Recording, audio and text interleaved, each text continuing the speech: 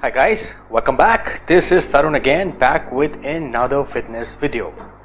So, there is so much of confusion amongst teenagers and kids and guys across age groups when it comes to supplementation.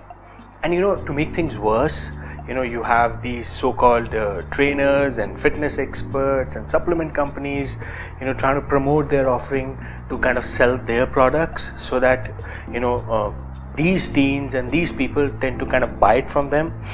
But most of these people don't really actually know the role of all the supplements, and if you were to take these supplements right, that's the only way they'll work. And I remember I've talked about in most of my videos, supplements will only give you about 2 to 3% of that extra edge. Rest will all has to come from your diet and your training intensity and your recovery. Again, I would re-emphasize, guys, supplements are not miracle products, but you should know when to take them and how to take them. So in this video, I'll be covering some of the key supplements that you should know. Probably you do know, but maybe you don't really know, the timing of it and how to take it and what is their role. So let's start with basics. So the first supplement that I want to cover is whey protein. I've done multiple videos on what exactly whey protein is, so I'm not going to talk about what whey protein is. I'm going to be talking about how you can choose a whey protein and when is the right time for you to take it.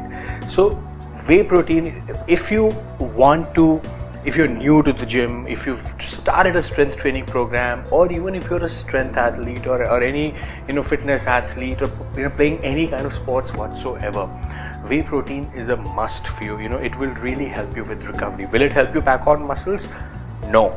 What will it help you with? So just remember, guys, any sport that you play or a training session that you have in the gym, your body goes through a lot of wear and tear. You break a lot of muscles. So you need recovery. And protein, whey protein especially, comes in very handy, which will help you recover, so that next day your body is fresh and go for another workout. Now your question should be, that Tarun, why whey protein? Why can't I take eggs? Or why can't I take any other source of whey protein? The reason why you can't take it, you can if you want to, but the absorption of eggs or the absorption of chicken or any other high protein source, natural food source, would not be as quick as a whey protein powder. So the best post-workout shake for you should be is whey protein. That's how you should take. So the right time for you to take it is after your workout. Now there are different forms of whey protein. If whey protein comes in concentrate, it comes in isolate, there is casein protein. Now just remember, there are different qualities of protein. Concentrate is a blend, which means it has about 70 to 80% of protein content. So a 1 scoop of protein has about 30 grams.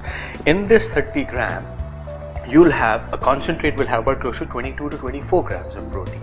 Plus, concentrate proteins are they're blended proteins. They're a little cheaper than isolate protein, and they stay in your body for good 4 to 5 hours. So the best way for you to take it, you can also take it in the afternoon when you're out of options and you don't have anything else to eat. You can also make it as your meal replacement, in terms of, when you're on the go, when you're traveling, you can just probably share, mix it up with some peanut butter or some water and you're good to go. Whereas isolate, the 30 gram scoop, protein scoop, will have about somewhere between 26 to 27 gram of protein, because it's more refined, a filtered form of protein. It's more purer, plus it has the highest protein blend, close to about 90%. The good thing is that it's obviously it has higher protein content. The bad side is that, because it absorbs in your body faster, it goes out from your body also pretty quickly. So in about half an hour, it leaves you again hungry. Casein protein, on the other hand, is a nighttime protein. You should have it, if you have hunger pangs, you should take it in the night before going off to sleep, guys. So this is how it is. A good time for you to take whey protein, guys, if you're a beginner, any level whatsoever, is after your workout. Now comes number 2.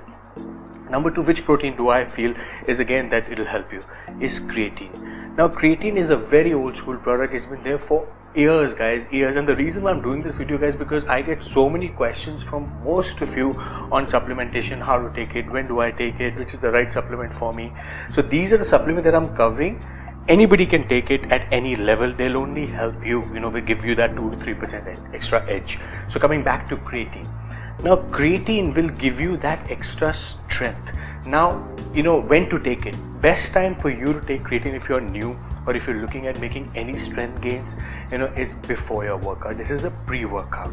Now, whey protein post-workout, creatine pre-workout. And how will it help you? It will help you with your strength gains, in terms of if you have a strength training session planned in your gym, probably after about a week or so, because that's the amount of time it takes to kick in, you can expect better strength gains in the gym. If you are a strength athlete, or if you are a sports athlete, you can help you with some more endurance and stamina. It will really help you. So these are some of the gains that you can make. Number 3, another supplement that you can look at taking, which people usually are really fond of, are pre-workouts. Now pre-workouts, I'm not a believer of pre-workout, but I've tried pretty much all just to see the effect of it. But if you're already taking creatine, most of the pre-workouts will have a creatine blend in them, just to give you that extra pump. Plus they will also have a vasodilator, which will give you that vascularity while training. So if you're already taking a good creatine blend, you don't really need a pre-workout. But still, if you don't want to take creatine, you can also invest in a good pre-workout.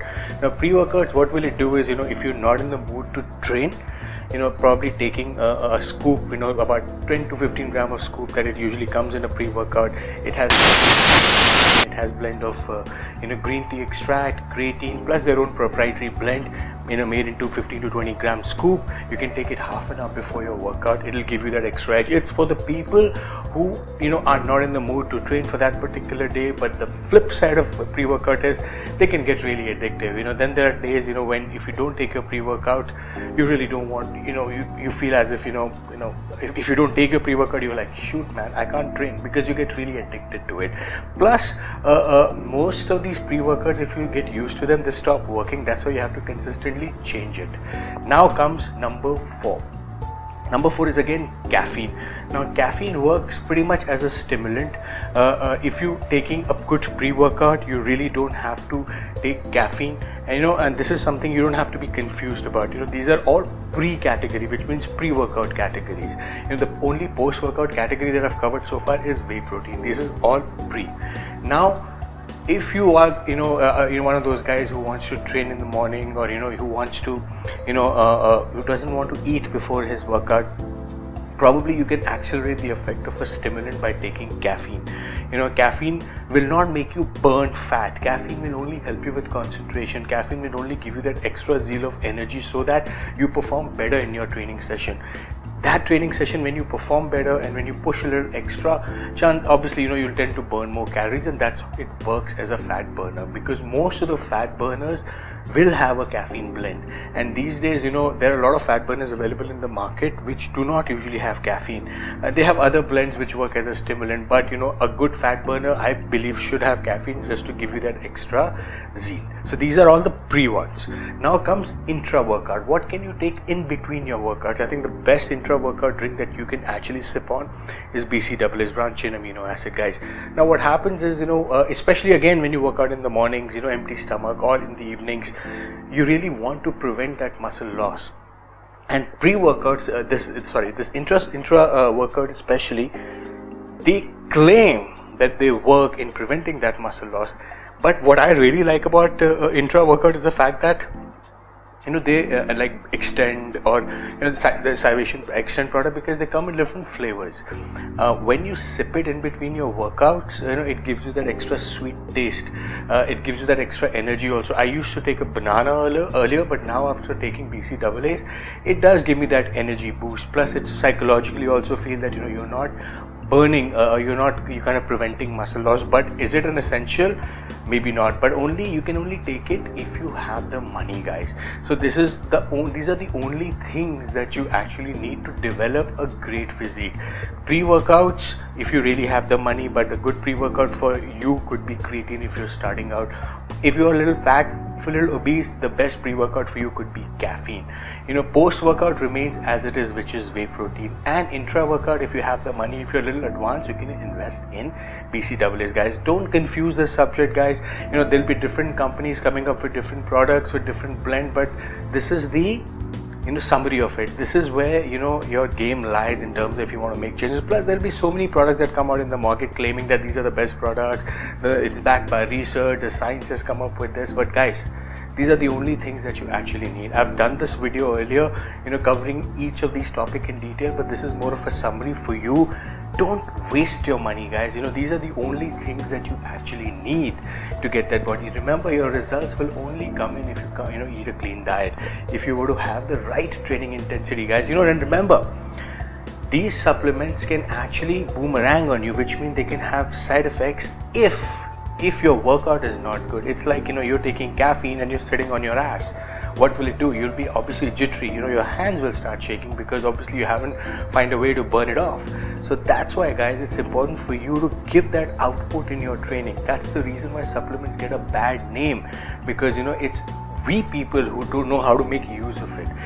I'll say the same about steroids. Steroids also have the same thing.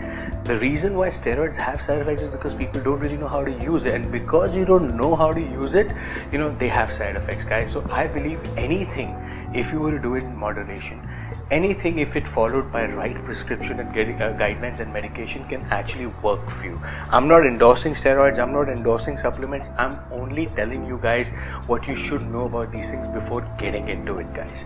So I hope this information comes in handy to you, and I hope you make an informed decision. Any one of you who have any questions around supplements, these basic supplements, feel free to reach out to me either on my YouTube, Facebook, or on my Instagram, and I'll be very happy to help you with your goal. But remember, I get many questions from each one of you. I may take a little time in responding, but I will do so. So until we meet again, peace.